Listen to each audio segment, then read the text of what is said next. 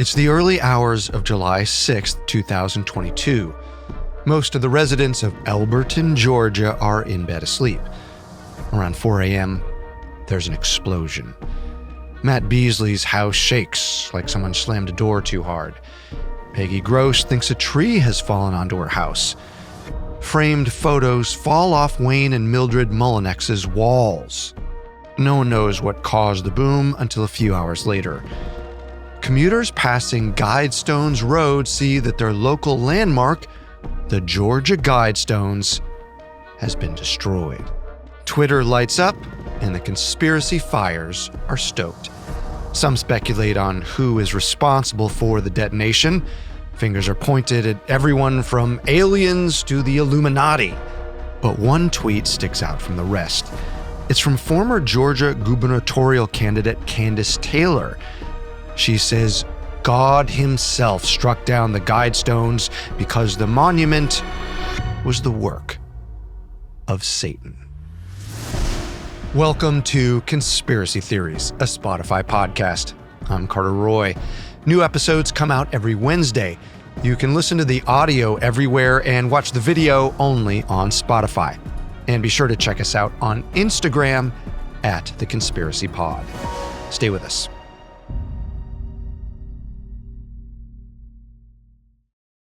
The Georgia Guidestones were located in a grassy field not too far from downtown Elberton, Georgia, off Highway 77. At over 19 feet tall and weighing more than 245,000 pounds, they loomed over the green field. The stones were arranged in an X pattern, with one central pillar and 4 stones that fanned out from the middle with a capstone on top. An engraving on the capstone was written in 4 ancient languages: Babylonian, Classical Greek, Sanskrit, and ancient Egyptian hieroglyphs. When translated to English, it read, "Let these be guide stones to an age of reason." The 4 other stones were also engraved on both sides. Unlike the capstone, this text is written in 8 different languages: English, Spanish, Swahili, Hindi, Hebrew, Arabic, traditional Chinese, and Russian. The engravings on these 4 stones are the 10 guides. Number 1. Maintain humanity under 500 million in perpetual balance with nature. Number 2. Guide reproduction wisely, improving fitness and diversity. Number 3.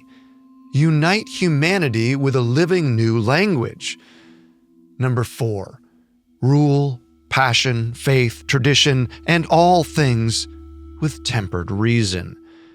And number 5. Protect people and nations with fair laws and just courts. Number 6. Let all nations rule internally, resolving external disputes in a world court. Number 7. Avoid petty laws and useless officials. Number 8. Balance personal rights with social duties. Number 9. Prize truth, beauty, love, seeking harmony with the infinite. And finally, number 10. Be not a cancer on the earth. Leave room for nature. Leave room for nature. A flat granite stone sat in the grass near the monolith. It had engravings of its own, which read, Astronomic features. 1. Channel through stone indicates celestial pole. 2. Horizontal slot indicates annual travel of sun. 3. Sunbeam through capstone marks noontime throughout the year. It was signed, Author R.C. Christian. Lastly, it mentioned a time capsule placed 6 feet below this spot. There was no specified date for when the capsule should be opened. Some unknown man built the Georgia Guidestones for some unknown purpose. They looked like the monolith from 2001: A Space Odyssey and had etchings that sound vaguely apocalyptic. It's hard to imagine all of that not eliciting a swarm of conspiracy theories. And boy, did it. From the moment the slabs were erected in 1980, they mystified the residents of Elberton. A local minister predicted a satanic sacrifice would take place at the site. Graffiti left on the stones read, "Death to the New World Order." Some thought witches were using the monument to cast spells. It came to a head in mid-2022 as gubernatorial candidate Candace Taylor ramped up her campaign. That May, she posted a video ad on social media. The ad features shots of the Georgia Guidestones while Taylor narrates. She says, "The New World Order is here, and they told us it was coming. It's a battle far greater than what we see in the natural. It is a war between good and evil." She outlines her executive orders should she win the race. Her last one is simple: demolish the Georgia Guidestones. Just over 2 months later, she gets her wish. On July 6, 2022, CCTV captures a person running up to the Guidestones holding something, possibly a detonation device. Seconds later, the figure sprints away, and one of the 4 granite panels explodes. A separate video shows a silver or gray sedan speeding away from the scene.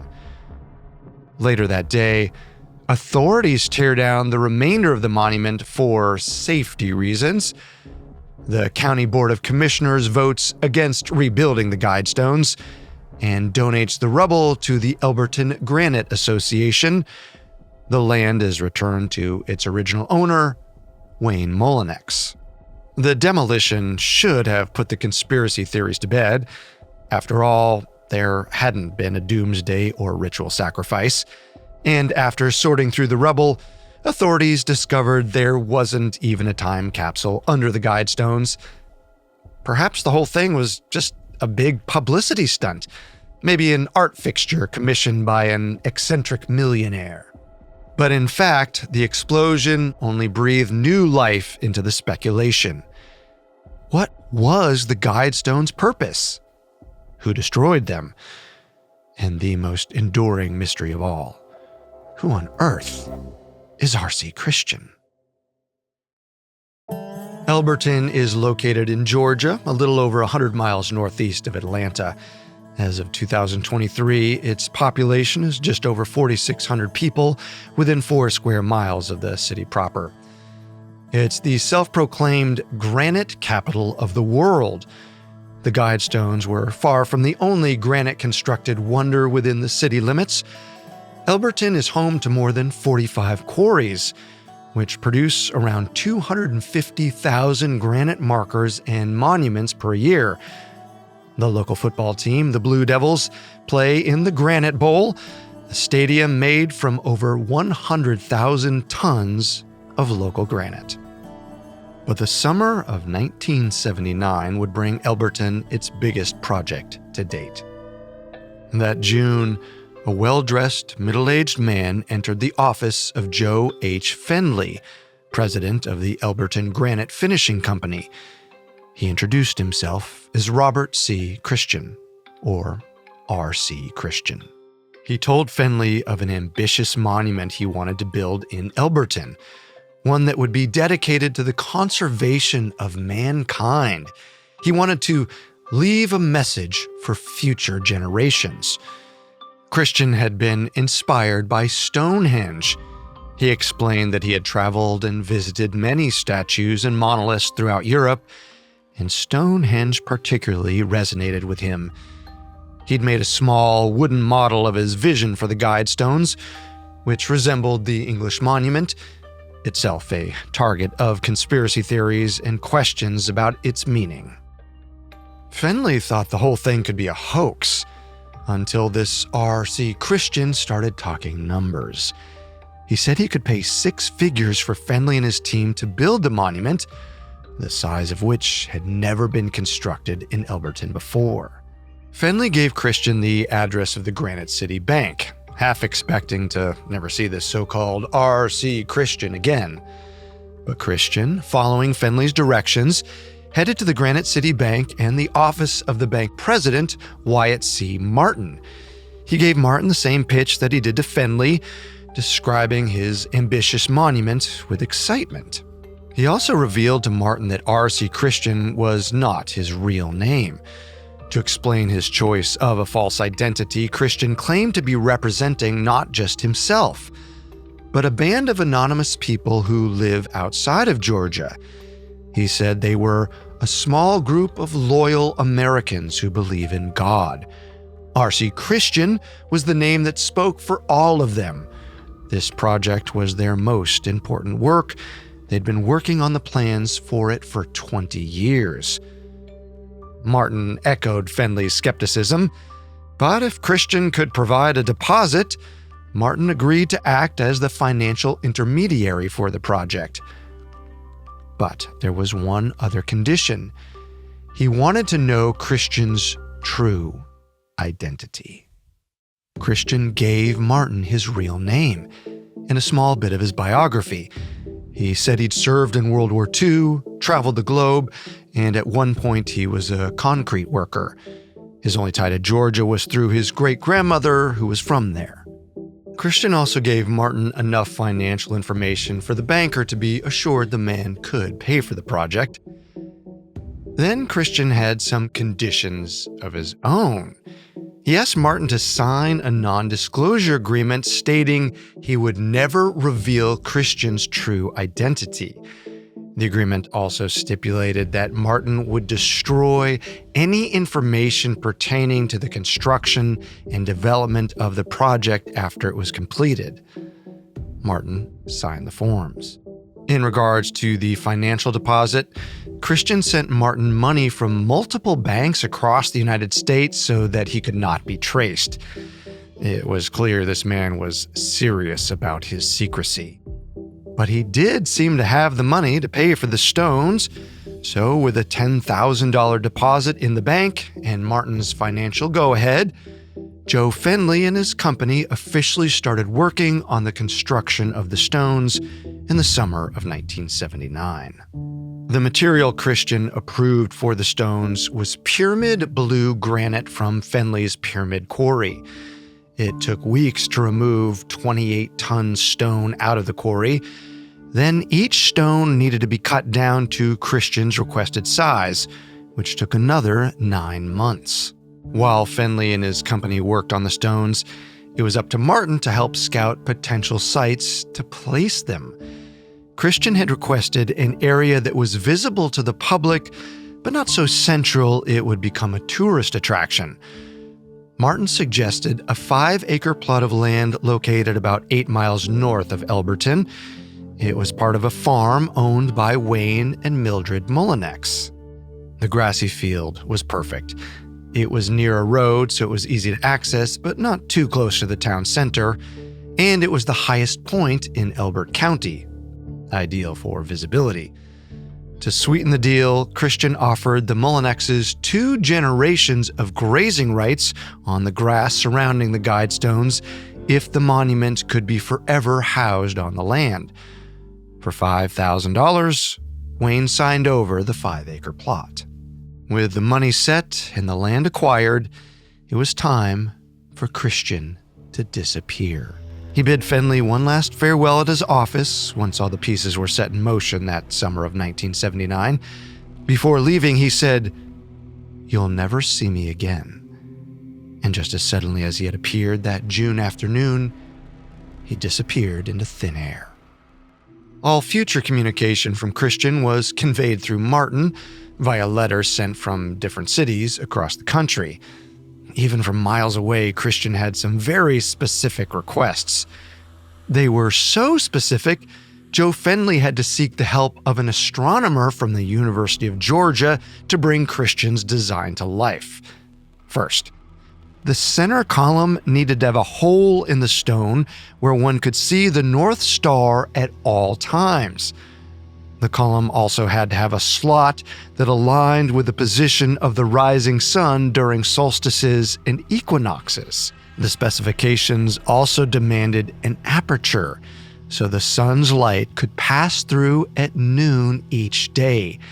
The idea was for the stones to act as a sundial, where you would be able to tell the time in the event of apocalyptic fallout. Then there were the engraved guidelines. Fenley hired sandblaster Charlie Clamp to etch over 4,000 individual letters into the stones, which required hundreds of hours to complete. 951 cubic feet of granite and about 245,000 pounds later, the Georgia Guidestones were unveiled on March 22, 1980. Roughly 400 people gathered to watch. Television crews from Atlanta came to document the event. Mayor Jack Wheeler and Congressman Doug Barnard Jr. led the ceremony. The Guidestones drew immediate global interest, and the small town of Elberton became a destination for tourists from Japan, China, and India. In 1993, Yoko Ono even wrote a song about the stones. They played host to the strange and esoteric. Nani Batchelder, a psychic counselor, believed there was a healing energy within the stones. Pagan worshippers made pilgrimages to the Guidestones, where they'd dance and chant. Multiple visitors noted feeling a strong energy when visiting the monument. During construction, even sandblaster Charlie Clamp said he heard strange music and disjointed voices when he was engraving the stones. And perhaps for the same reasons, the Guidestones drew outrage. Reverend James Travenstead, a local minister, was one of the first skeptics to voice his opinions. Given the 10 guidelines, he predicted, "Someday a sacrifice will take place here." He thought the stones were the work of Satanists. As former Elberton Granite Association employee Hudson Cohn told the New York Times, "To some, it's the holiest spot on earth. To others, it's a monument to the devil." A monument to the devil is likely the way former Georgia gubernatorial candidate Candace Taylor saw it. But where does that belief come from? And is it founded? Is it simply the energy some people felt when they visited the Guidestones? Is it the enigmatic nature of its creator? Or has the truth been in front of us the entire time? In R.C. Christian's manifesto. In 1986, 6 years after the Georgia Guidestones were unveiled, R.C. Christian released a book entitled Common Sense Renewed. The book expands on the ideas engraved on the stones.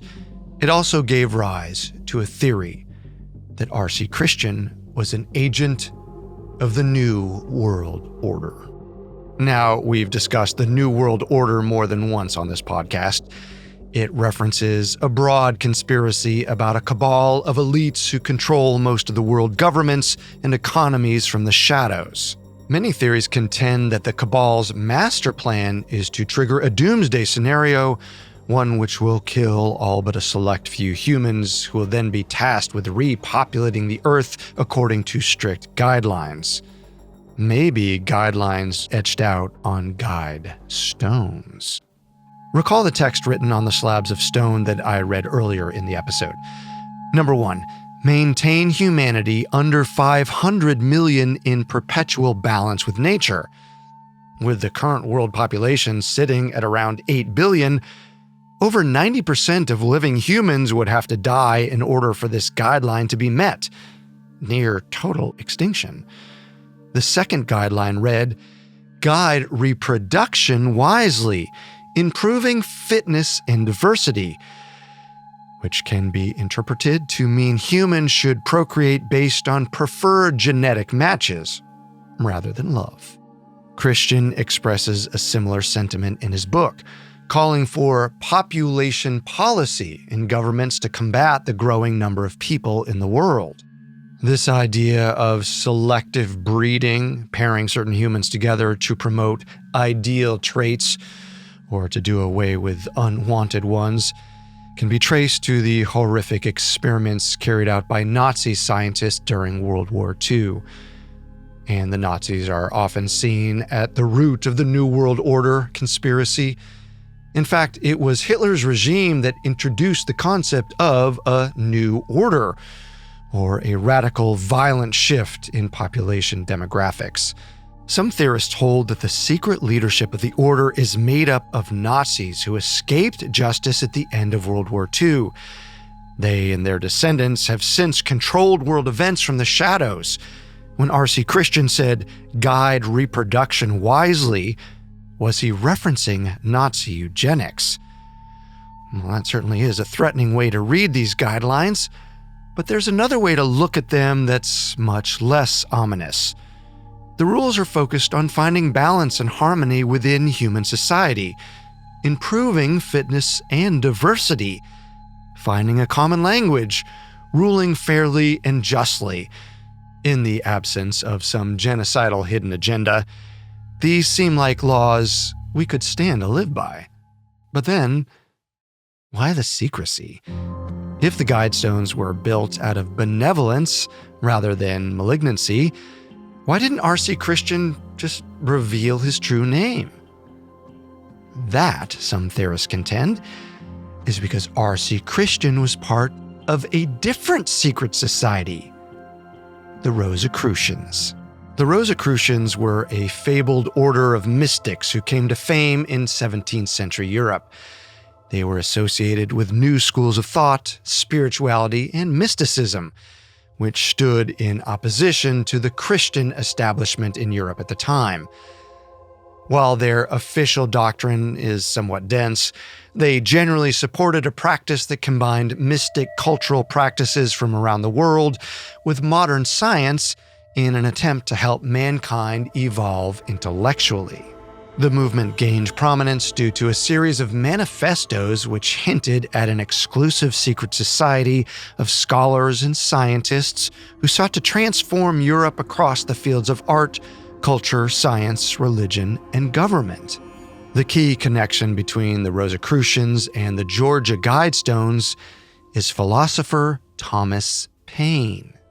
In the 18th century, Paine wrote The Age of Reason, a book that challenged institutionalized religion, promoted deism, and advocated for reason over faith. The capstone of the Georgia Guidestones read, "Let these be guidestones to an age of reason." Paine also wrote Common Sense, a popular 18th century pamphlet arguing for American independence during the Revolutionary War. R.C. Christian name-checked this pamphlet in his own book, Common Sense Renewed. And according to the current chapter of the Rosicrucian Order, Paine was among a handful of early American figures to be part of the society in the 18th century. The connecting threads go deeper. The original Rosicrucian texts name the leader of the movement, Christian Rosenkreutz. This name, while likely an alias, is similar to the other main pseudonym in the story, R.C. Christian. Furthermore, the Rosicrucians would often refer to themselves as the Fraternity of R.C. R.C. in this case stood for Rosy Cross, a society symbol resembling a golden cross with a rose fixed in the apex. Finally, R.C. Christian's requests for the Guidestones to be a sundial or calendar for the remainder of humanity make a lot more sense when you consider a theory posited by filmmaker and former radio commentator Jay Weidner. He contends that since their initial rise in the 17th century, the Rosicrucians have been analyzing the solar cycle. They have determined that every 13,000 years, ejections will fall from the sky and destroy most of the Earth. This, in turn, will massively reduce the population. Thus, the Guidestones are intended for those few that are left. This would be a somewhat more optimistic theory than the man-made apocalypse of the New World Order theory. But perhaps the apocalypse coming for us won't be triggered by the New World Order or solar ejections. Consider the laundry list of things that have the potential to wipe out most or all of human existence. natural disasters, climate change, super diseases. As rampant overpopulation increasingly strains our infrastructure, it's not totally unforeseeable that in the near future, an extinction-level event could lead to the eradication of humanity. And as for the first guideline, maintain humanity under 500 million, maintain humanity, not reduce humanity to or permit no more than. The word choice of maintain could imply that R.C. Christian assumed most of the world's population would be long gone by the time people started actually following the guidelines. What if R.C. Christian wasn't advocating for a culling of the human race, as the New World Order theory implies? Christian and his sponsors might not have had vested interest in wiping out the planet, but rather preparing the planet in the event it's wiped out. When you look at the geographic factors, the Guidestones actually seem strategically placed to survive an apocalyptic weather event. They are far away from oceans and would endure rising sea levels. Their position atop a hill makes them easily visible from a far-off distance. This theory makes sense considering the global political climate in 1979, when the stones were commissioned. At that time, Russia and the United States were engaged in the Cold War, a decades-long political rivalry in which Americans were warned every day about the possible threat of nuclear weapons. This theory is supported by Wyatt Martin, the bank president who helped R.C. Christian get his project off the ground. In 2010, filmmaker Christian Pinto tracked down Martin for his 2015 documentary titled Dark Clouds Over Elberton. According to Martin's interview, Christian's purpose for the Guidestones was to instruct the remainder of humanity in the event of nuclear devastation. The stones would act as a kind of sundial, a primitive clock that a post-apocalyptic civilization could build itself around. Wyatt Martin was the only person who knew R.C. Christian's true identity.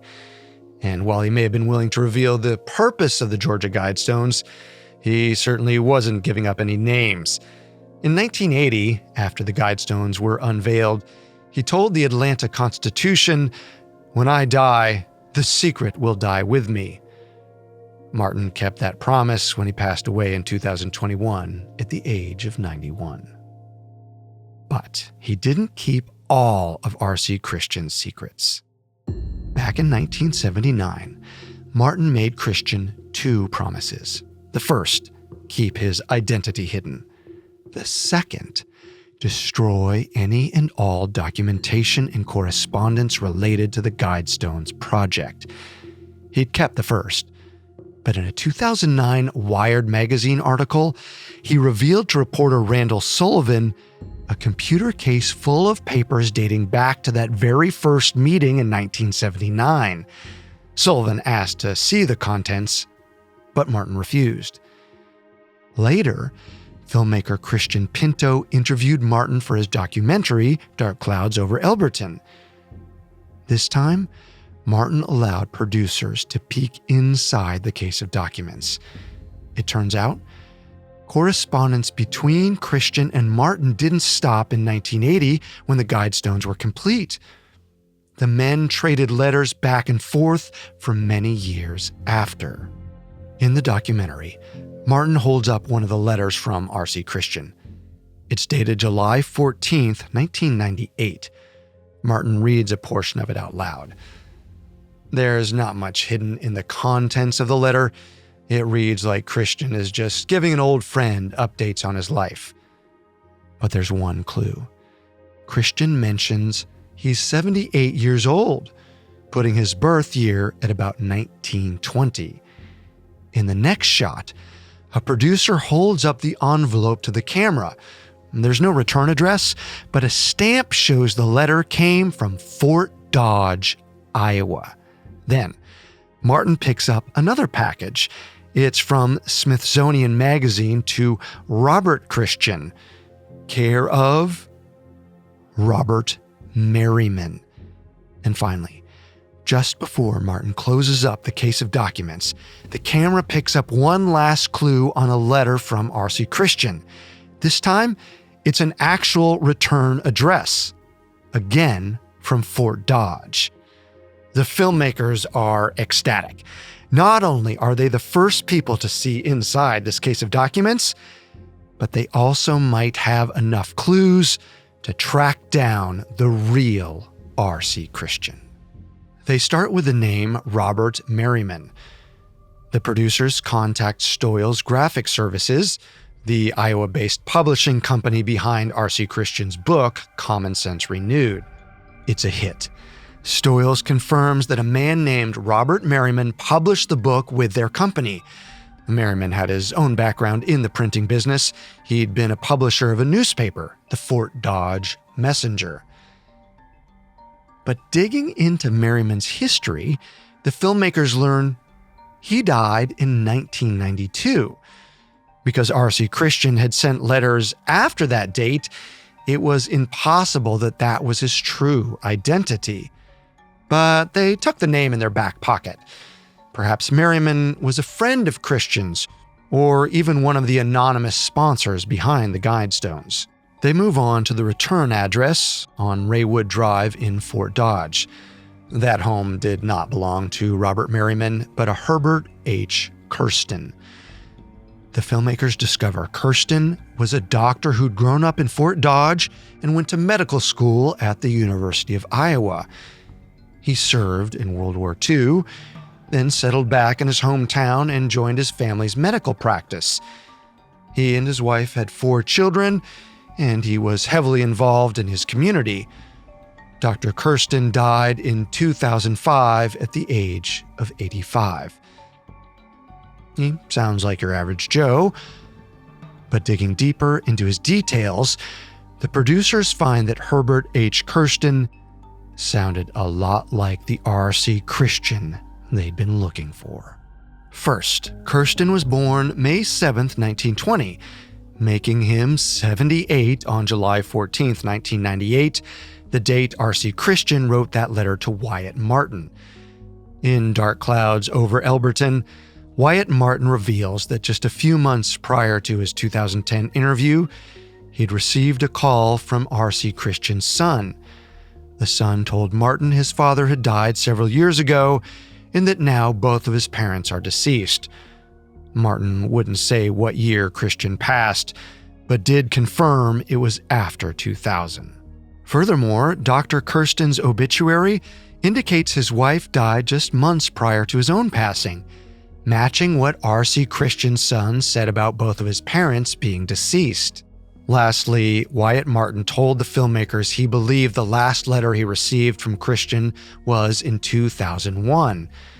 This timeline means it's possible that Kirsten, who died in 2005, was indeed R.C. Christian. And it's not just the timeline that checks out.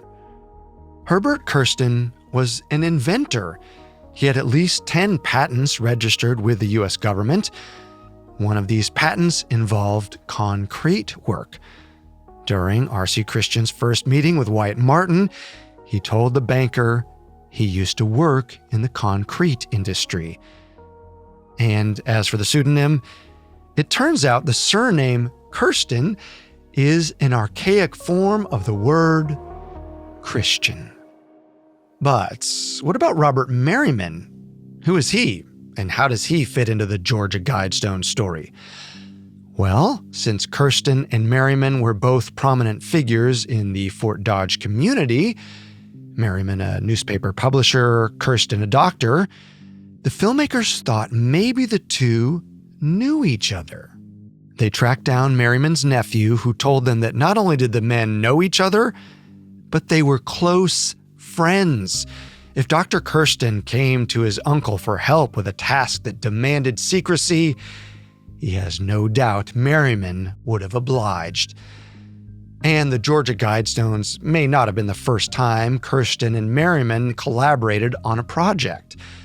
According to 2 local historians, Dr. Kirsten designed and created a small model of a bandstand, much like the one R.C. Christian brought to Joe Fendley. With the help of Robert Merriman, the bandstand came to life and still stands in Fort Dodge to this day. Digging into Dr. Kirsten's writing and philosophy is even more eye-opening. First, his obituary states he wanted to be remembered both as a physician and a conservationist. Sounds a lot like a man who would make "Be not a cancer on the earth, leave room for nature" a guideline for humanity. In Dark Clouds Over Elberton, the producers discover records in the Fort Dodge library showing Kirsten had other beliefs that matched those of R.C. Christian. In an article announcing the doctor's retirement, he was quoted as saying, "Controlling population is the most important problem confronting humanity." But what Fort Dodge historians share with the filmmakers next is a lot more disturbing. Kirsten, they said, was friends with William Shockley, a Nobel Prize-winning physicist who is also a well-known racist and eugenicist. The historians claim Kirsten shared a lot of the same views as his friend. Furthermore, Kirsten once wrote a letter to his local newspaper defending the anti-immigration views of David Duke, one-time Grand Wizard of the Ku Klux Klan. However, the ties between Kirsten and Shockley couldn't be corroborated. And while Kirsten frequently wrote opinion letters to the newspaper, we couldn't find any evidence of eugenic beliefs. With Kirsten dead and his descendants uninterested in speaking to the media, we may never know whether he was R.C. Christian, what associations he had with the eugenics movement, or what the Georgia Guidestones' purpose truly was. But according to some Elberton locals, if the racist connections are true, maybe it's best that the stones were destroyed.